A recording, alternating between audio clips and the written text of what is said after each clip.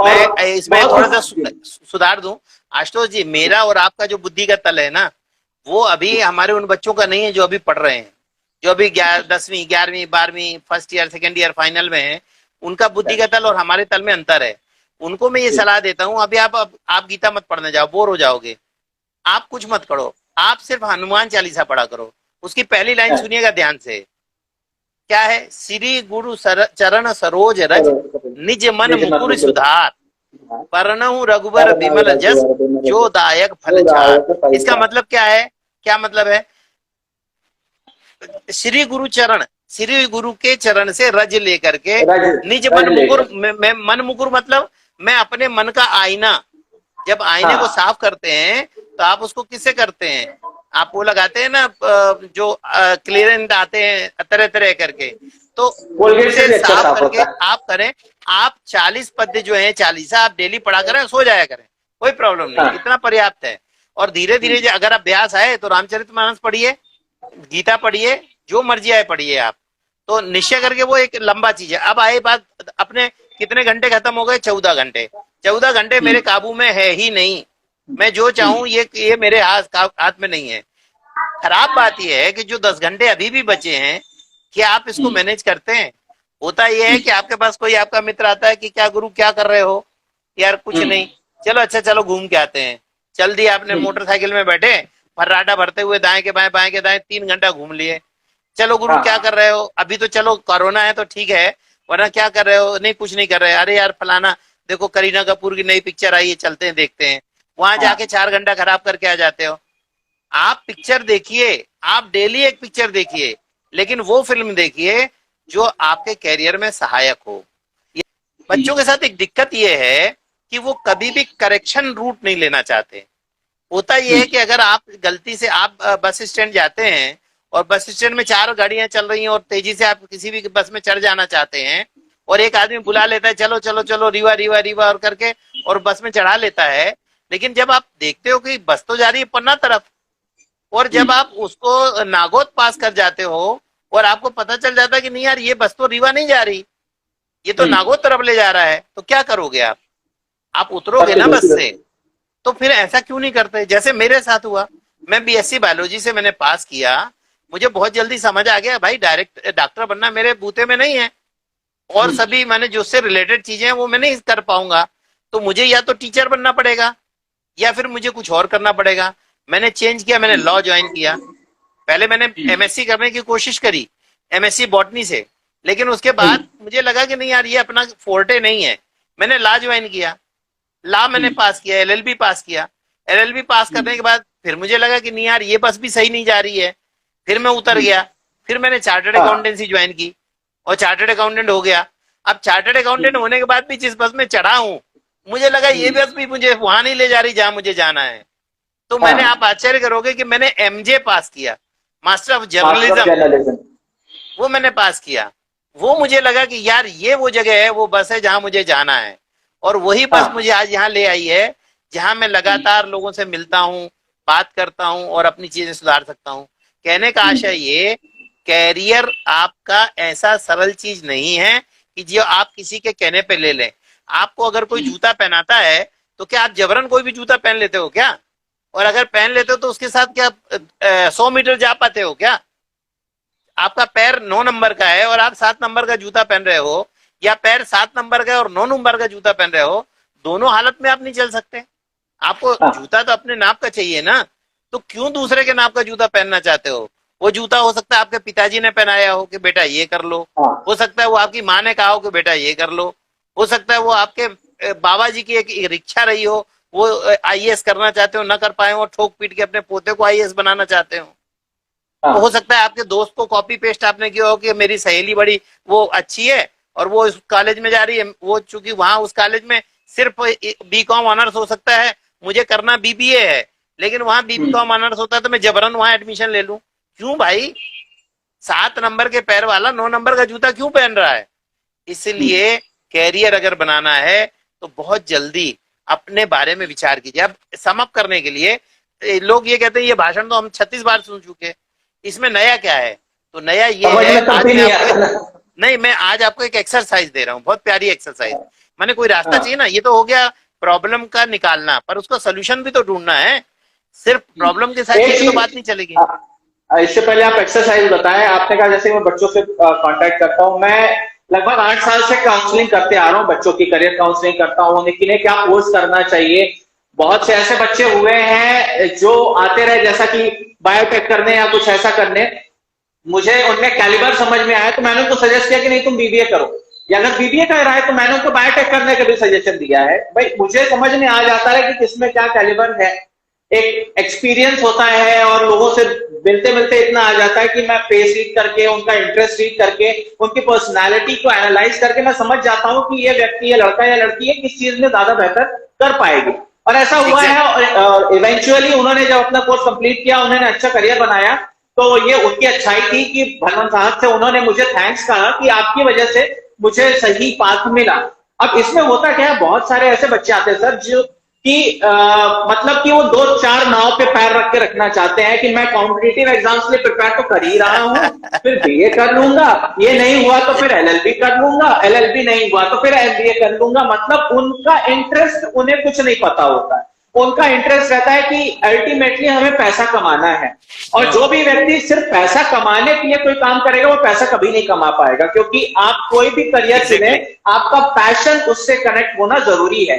अब जैसे बहुत लोग सही। कहते हैं कि भाई तुम में टैलेंट है, तुम ये कर सकते हो, तुम बाहर जाओ, मल्टीनेशनल में जाओ, ये वो, भाई मुझे, मैं खुश हूं, मुझे टीचिंग का पैशन है, मुझे अच्छा लगता है लोगों से कम्युनिकेट करना, वही काम बिल्कुल मैं सही। यूट्यूब के माध्यम से भी करने की कोशिश कर रहा हूं। जब तक आप अपनी लाइफ में खुश नहीं हो, पैसा आपको खुशी दे सकता है लेकिन आपका पैशन आपको ज्यादा खुशी और ज्यादा अच्छी लाइफ दे सकता है। एनीवे तो मैं यही लोगों को कहूंगा कि लोग चार पांच नाव में पैर ना रखें। आप सबसे पहले ये जानने की कोशिश करो कि व्हाट इज योर पैशन, आप कहां जाना चाहते हो, ऐसा कौन सा काम है जिसे करके आप खुश रह सकते हो। अब बहुत उसमें सही। आपको ये ढूंढना है कि आप उसमें पैसा कमाने का जरिया कैसे बना सकते हो। आपसे ही मैंने सीखा था, जैसे आप कहते हैं कि लोग सनातनी काम करने लग जाते हैं, ऐसा काम क्यों करना चाहते हो जो सनातनी है, यानी पैसा कमाने की वजह से आप कोई काम मत चुनो, आप काम चुनो और फिर ये देखो कि इसमें हम पैसा कैसे बना सकते हैं। बहुत छोटे से एक बहुत प्यारी सी आपको बात कहूं, और आपके अनुभव जी में इसलिए बहुत अच्छे से आपको समझ आएगी। मान लीजिए जी मुझे संगीत का शौक है और मैं जी हारमोनियम बहुत अच्छे बजाता हूँ, तो बजाते रहो। लेकिन अगर मुझे रामलीला में नौकरी मिल जाए, फिर क्या मजा है? मैं राम हारमोनियम भी बजाऊंगा और मुझे पैसा भी आएगा। तो नेचुरली आपका जो इम्पैक्ट है वो ऐसा होना चाहिए कि जो आपको आपकी तरफ ले जाए। मैं एक अच्छा चार्टर्ड अकाउंटेंट हूँ, ठीक बात है, मैंने उससे पैसा कमाता हूँ, ठीक बात है। लेकिन अगर मुझे मेरा पैशन कहता है कि मैं इस तरह से लोगों से बात करूं और दूसरों को राह बताने में उनकी सरलता करूं, तो ये मेरा जी शौक है। तो मुझे वो जी दोनों शौक पूरा करता है। अब एक मजेदार बात आपको बताऊं, जो आपने बात कही थी, अब मैं घाट घाट का मैंने पानी पिया है, सारी चीजें मैंने सीखी है। आपको अच्छा होगा कि मैं मुझे फोटोग्राफी आती है, मैंने फोटोग्राफी सीखी, मैंने घड़ी बनाना सीखा। मैंने जब मैं 11वीं पढ़ता था तो मैंने वायरलेस का लाइसेंस लिया विज्ञान मेले के हाँ लिए। और उस जमाने में हाँ वायरलेस स्टेशन बनाया, रेडियो स्टेशन बनाया सरस्वती शिशु मंदिर में, उन्नीस सौ हाँ नवासी में, 1979 में। तो घाट हाँ घाट का पानी पीने के बाद एक बात समझ आई कि कैरियर कैसे बनेगा। वो मैं आपको बात बताऊं। जी कैरियर बनने के लिए जब मैंने तय किया कि मुझे एक चार्टर्ड अकाउंटेंट बनना है, तो बीएससी बायोलॉजी के बाद जब मैंने ये तय किया, तो मैंने तय की देखा कि भाई ये होगा कैसे। तो एक हम्म निर्णय मैंने लिया कि संजय सिंघई, या तो तुम हम्म चार्टर्ड अकाउंटेंट बनोगे, नहीं तो तुमको पान का ठेला लगाना है। तीसरा हम्म कोई ऑप्शन नहीं है। हम्म बीच में फिर ये नहीं कि टीचर बन जाऊंगा कि यह करूंगा। और ऑनेस्ट टू माई हार्ट, ईमानदारी की हद पर मुझे ये विश्वास था कि अगर मैं सीए नहीं बना तो मैं पान बेचता बहुत बुरा लगूंगा, पान के ठेले पे मैं बहुत बुरा लगूंगा। और मैं बिल्कुल ऑनेस्टली मैंने ये तय कर रखा था कि अगर मैंने नहीं किया तो मैं पान का ठेला ही लगाऊंगा। तो अच्छा, जब आप आजकल इतना पान के ठेले कन्विक्शन, वाले बहुत दिमाग दौड़ा ले रहे हैं। हाँ नहीं तो एक बात यह है कि कन्विक्शन जब तक आपके कैरियर में नहीं होता, आप उस कैरियर को नहीं फॉलो कर सकते। इसलिए बिल्कुल जब आप बिल्कुल ये सही बात सोचते हो है। कि यहाँ चला जाऊं, वहां चला जाऊं, ये उस तरीके का बात है कि एक ट्रेन चल रही हो और उसमें आप हाँ पहले जो है एसी फर्स्ट क्लास में बैठ जाएं, फिर टीसी आए तो आप सेकंड क्लास में उतर जाएं, फिर वो थर्ड में आ जाए, उसके बाद बिना टिकट हो तो नीचे उतार दिए जाएं। उससे बेहतर है हम्म कि प्रॉपर टिकट लेकर के आप अपनी बर्थ पे सोते हुए जाइए। क्या बिल्कुल परेशानी है? तो ये जीवन की यात्रा इसी तरीके की है। अब सवाल यह है कि अपन ने चर्चाएं तो बहुत करी, लेकिन अब जो बच्चे अपन को सुन रहे हैं वो आज कुछ सुनना चाहते हैं निदान। अपन बाद में दोबारा भी चर्चा करेंगे, कई बार चर्चा करेंगे, वो अलग बात है। लेकिन आज जब हम अपने इस चर्चा को खत्म करें तो बच्चे ये तो तय कर पाए कि हमको करना क्या है। मैं आपको एक बहुत छोटी एक्सरसाइज देता हूँ, बहुत ही छोटी एक्सरसाइज। अभी जब अपनी चर्चा खत्म हो, जब आप इस चर्चा खत्म होने के बाद आप खाना खाइए या जो आपको खत्म करना हो वो कीजिए। और जब ये तय हो जाए कि बस अब आप विश्राम में जाना चाहते हैं, तो आप विश्राम में जाने के पहले आप चाहे कितने सुविधाजनक स्थिति में क्यों ना हो, एयर कंडीशन कमरे में क्यों ना सो रहे हो, आप उठिए, बाथरूम जाइए, पैर को टखने तक और हाथ को बाजू तक धोइए, मुंह को धोइए, बाल को गीला कीजिए, बिल्कुल ऐसा लगना चाहिए कि जैसे सिनेमा देखने जा रहे हो, और बढ़िया कंघी करके, और तब आप अपने बिस्तरे में लेट जाइए। और बिस्तरे में लेटने के बाद ये ध्यान कीजिए कि सोना नहीं है, क्योंकि सोना क्या मन करेगा, क्योंकि इतना कंफर्ट होने के बाद नेचुरली नींद आएगी, लेकिन सोना नहीं है। और हो सकता है इस काम को करने में 2-3 दिन लग जाए, क्योंकि थोड़ा सोचते सोचते नींद जल्दी आ जाती है। जब आप लेट जाएं तो अपने विचारों को खाली छोड़ दीजिए, विचारों को एक तरफ ले जाने की कोशिश मत कीजिए। आपकी कितनी मक्कारी है, कितनी अच्छाई है, वो सामने आएगी और आपके विचार शांत होना शुरू होंगे। जब आप शांत होना शुरू करेंगे तो अपने विचारों को पढ़ना शुरू कीजिए और देखिए कि मैं कैसा आदमी हूं। अभी जो हम बात कर रहे हैं, हम 3 तरीके से बात करते हैं। एक तो वो मैं जो आदमी हूं, एक वो जो मैं आपको प्रोजेक्ट कर रहा हूं, मैं अपनी ज्ञान भरी बातें, बड़ी बड़ी बातें बता करके मैं तो लंदन पेरिस घुमा हुआ आदमी हूँ, तो मैं एक प्रोजेक्शन देना चाहता हूँ मैं तो बहुत महान आदमी हूँ। और तीसरा वो जो आप मुझे समझ रहे हो सकता है जो समझ रहे हो उनमें से कोई एक ऐसा भी हो जो मुझे बहुत ही बेवकूफ समझ रहा हो। तो ये 3 परसेप्शन है। एक परसेप्शन वो जो सुनने वाला ले रहा है, एक परसेप्शन वो जो देने वाला दे रहा है, लेकिन एक परसेप्शन वो जो मैं हूं। और जो मैं हूं वो ज्यादा इंपॉर्टेंट है, क्योंकि वही वो मैं है जो मुझे आगे ले जाने वाला है। अपने आप से परिचित होइए और अपने आप से एक सवाल कीजिए कि जो अभी संजय सर ने मुझसे पूछा कि आज से 3 साल बाद मैं अपने आप को कहां देखना चाहता हूं। आज से 3 साल बाद मैं एक कलेक्टर होना चाहता हूं, आज से 3 साल बाद मैं एक डॉक्टर होना चाहता हूं, आज से 3 साल बाद मैं एक दुकान खोलना चाहता हूं, आज से 3 साल बाद मैं सिनेमा में फिल्म स्टार होना चाहता हूं, आज से 3 साल बाद मैं जेब काटना चाहता हूं, चोरी करना चाहता हूं, डाका डालना चाहता हूं। करना क्या चाहता हूं? आपको अचरज होगा, एक बच्चा मुझसे मिला, वो उसके पिता माता दोनों यूनिवर्सिटी में टीचर, बहुत महान टीचर, और वो बड़े परेशान अपने बच्चे से। मैंने उससे एक बार जैसे ऐसे बात कर रहे थे, मुझे बोला अंकल मैं कार रेसर बनना चाहता हूँ। हाँ। तो मैंने कहा यार कार रेसर बनना चाहते हो, बहुत अच्छी बात है यार, बहुत ही बढ़िया कैरियर है। अब उसको पहली बार जिंदगी में ऐसा आदमी मिला जो उससे ये बोल रहा था कि कैरियर बड़ा अच्छा है, तो वो खुला मुझसे थोड़ा। मैंने कहा यार तुम ये बताओ कि तुम कार रेसर में कौन बनना चाहते हो? उसका जवाब उसके पास नहीं था। हाँ। मैंने फिर उससे ये कहा कि जब तुमको ये नहीं मालूम कि तुम्हारा आइडियल कौन है, तो तुम कार रेसर बन के क्या करना चाहते हो? बोला अंकल मुझे इसका जवाब नहीं मालूम, मुझसे जब सब कोई सवाल पूछता था तो मुझे ये जवाब सरल लगता था और मैं ये दे देता था। ऐसे जवाबों से बचिए, अपने आप से बात कीजिए, कैरियर के बारे में सोचिए, सोच करके फिर नेक्स्ट जो चीज है वो ये तय करिए कि इस कैरियर को मुझे पाना कब तक है। अगर मैं ये तय करूं, आज आप मेरी शक्ल देख रहे हो, मेरा हुलिया देख रहे हो, मैं आज ये तय करूं कि मुझे सलमान खान बन जाना है, तो मुझे बनने के लिए लगभग 20 साल लगेंगे जो अभी इस हुलिये को सही करने में, और 20 साल बाद तो मैं उस लायक नहीं रहूंगा कि मैं बन पाऊं। तो फिर ऐसे लक्ष्य लेके फायदा क्या? उम्र लेकिन एक ही है, उम्र एक ही है, उसमें आप चाहे कोई एक्सपेरिमेंट कर लीजिए।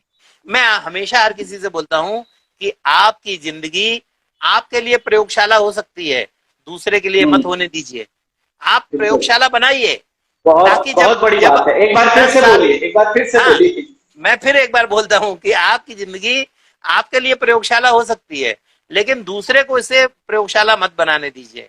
आपने कैरियर का निर्णय आप कीजिए, जो भी निर्णय लीजिए अच्छा बुरा, उसका परिणाम भोगने के लिए तैयार कीजिए। जब रावण ने सीता का हरण किया तो उसको ये मालूम था कि मेरा अंत राम करेंगे। रावण बहुत प्रकांड पंडित था।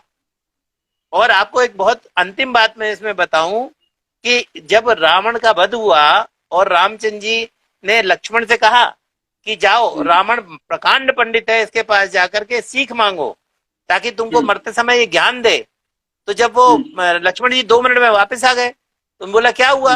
बोला वो तो कुछ बोलते ही नहीं। तो बोले तुम कैसे खड़े थे? बोले मैं सिर के पास सर के जाके पास खड़ा हो सर। गया था।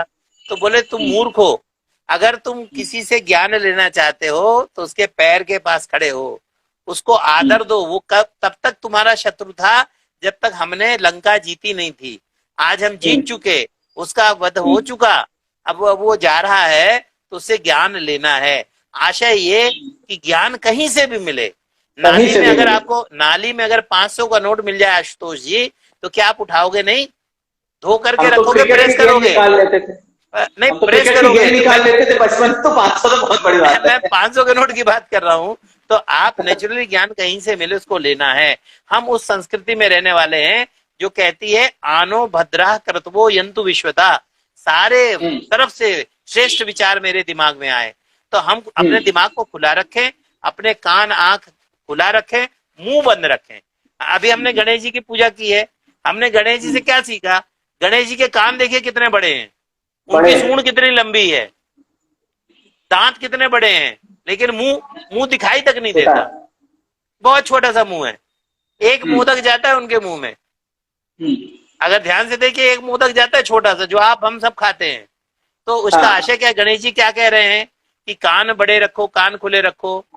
आंख छोटी है गणेश जी की, क्यों? तीव्रता से देखना है, एक लक्ष्य पर एक सीधी सीधी रहना है, और मुंह बंद रखना है, सलाह नहीं देना है, ज्यादा बोलना नहीं है, क्योंकि आपकी शक्ति जब आप व्यय करते हो तो वो फिर कहीं ले नहीं जाती। अपन इसमें बार बार चर्चा करेंगे। आप जब मुझे याद करेंगे अपन बैठेंगे, अपने बच्चे अपने से और अपने जुड़े, ज्यादा से ज्यादा बच्चे जुड़ेंगे तो फिर अपने को बात करने में मजा आएगा। और अपन बच्चों को एक ये आप एक सुविधा दें, अपने आईडी में वो आपसे प्रश्न करें, और उन प्रश्नों का हाँ। अपन विचार करेंगे और उस पर भी अपन उत्तर देंगे।